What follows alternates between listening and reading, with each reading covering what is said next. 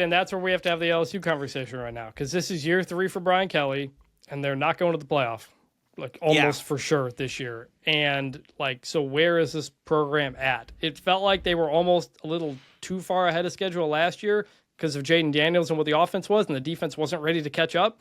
If you had some of those guys back this year, it might have helped. But they just don't seem to have like the guys that you're used to seeing with LSU. The dudes, like the guys on offense and defense, like who are those game changers, those first round picks, who's not Will Campbell, your left tackle or your right tackle? Like, I don't see those guys on this team, right? Yeah, so they're in an interesting spot because I think you look at the totality of what we've seen from Brian Kelly. Okay, you win the West in year 1. I don't care whatever else. You beat Bama, you win the West. That's impressive. That's a pretty successful year 1.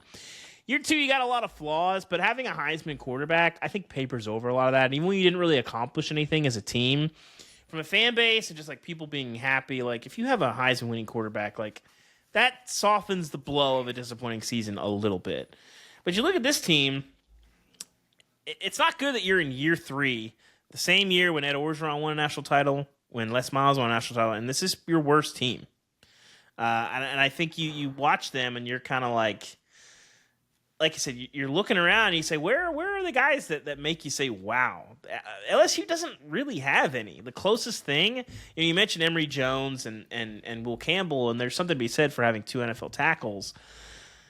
But, you look at last year, Brian Thomas and Malik Neighbors, to say nothing of, Jaden Daniels, who's like in the MVP race now. And it's kind of jarring that even when LSU had average teams under Les Miles for a good stretch of the time, when they'd go 9-3, they still had a bunch of dudes on their team, the Glenn Dorseys and guys that you watch them and you're like, oh my gosh, like nobody else in the country has guys like this.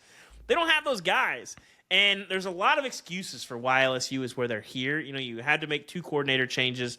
You lose Mike Denbrock to Notre Dame. You fire your DC. You bring in Blake Baker.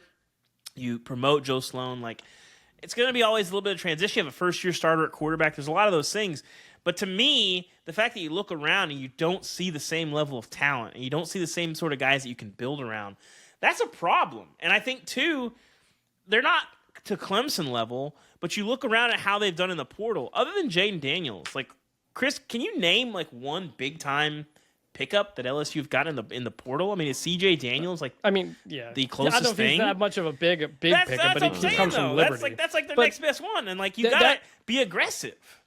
That because remember, coming out of spring, Brian Kelly, they made the comment of they wanted to get some more guys on the defensive line out of the portal, and they didn't do it. And Brian Kelly made the comment of basically I think he said, we're not going to outbid teams for players or something like that. And yeah, you should. He may have just been trying to save face for it not working. But either way, it's a really bad thing to say to your fans. But part of the reason you could kind of stomach not as much out of the portal is that 2025 recruiting class is ranked, I think, 4th in the country right now. They got 3 5-star guys there, including Bryce Underwood, the number 1 quarterback, who is really, really highly touted. And so, that's what you're still kind of holding on and building toward. But Michigan is making a really, really strong push toward Bryce Underwood right now. And if you're Brian Kelly and you lose out on him and the crown of your big class goes away and you're not doing what you should be doing in the portal, that's when you're starting to have some real problems, because LSU needs to be making the 12-team playoff. They may not go 12-0 every year, but the point was you go 10-2 like Brian Kelly had been doing, or 10-3, and you're still in that mix, and now they're not in that mix. Yeah, I just think in general, I have had my ear to the ground enough, in the portal and collective world. You don't hear a lot about LSU coming in for guys, and I think that they've had so many natural advantages in the recruiting game. I mean, the number of defensive linemen and big time players that just were born in Louisiana and grew up loving LSU. You have a lot of advantages, and in the NIL era, some of those advantages aren't as stark. And if you're not going to play ball in the NIL game and be super aggressive and think there's Ole Miss and Missouri and Tennessee, they know we don't have the same advantages. We have got to be aggressive in NIL. We've got to fundraise. We got to get aggressive on the trail and aggressive in the portal. Well, if you're sitting there and you're LSU and you aren't thinking that way, you're thinking, well, these kids, we're going to just keep all the talent in LSU or in Louisiana. I'm not so sure that's the case anymore. And you might want to think about getting a lot more aggressive and being more aggressive in the portal. And I'll be very interested to see what this season and playing it out does for them. And if we see them maybe be a little bit more successful in the portal, but that takes money. And, I don't know exactly what their collective war chest is at, but based on the results will tell you everything. And when you look at what they've done in the portal, it's not been good enough. Brian Kelly came to LSU to get those guys. And depending on how this 2025 class goes, to this point, he's not really getting those guys. That's the problem. Well, that was pre-collectives, right? That would have been December of 21, right? So it was like kind of you'd hear rumors. Yeah. And so, but I don't think he knew, like, he signed up to play a different game at LSU than I think that they're playing right now. And especially coming from Notre Dame. Notre Dame is really a school that is not playing the same game in the collectives as some of these schools. And I wonder, if there has to be sort of a come to Jesus meeting where you're just like, hey, like, collective, we gotta get in the game here. So we'll see what that kind of looks like. So before we transition, all I'm hearing is that Brian Kelly, fraud alert. Am I wrong in saying this? Am I? Well, look, the last three. Because hold on. Everything that you guys have just said, I agree with 100%.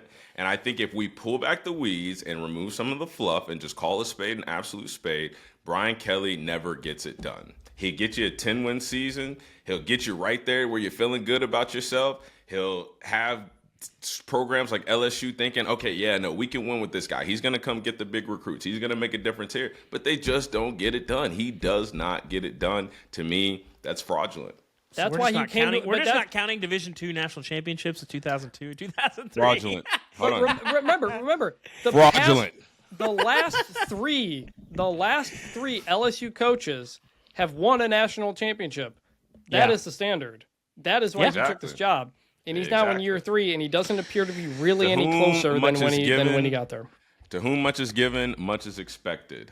Fraudulent. Yeah, I think there's something to be said for he's been a head coach since 1991. And the model, whether you're at Grand Valley or Central Michigan or Cincy or Notre Dame, the model is more or less the same. You have some advantages, some disadvantages. And I think in this new world, he's definitely not on the short list of coaches who have jumped head first into the pool. And I wonder if you have to do some adjustment because you can't build the same kind of roster if you aren't well funded that you could previously. And you can like it, you can hate it. That's what it is. And, we opened the show talking about Ole Miss.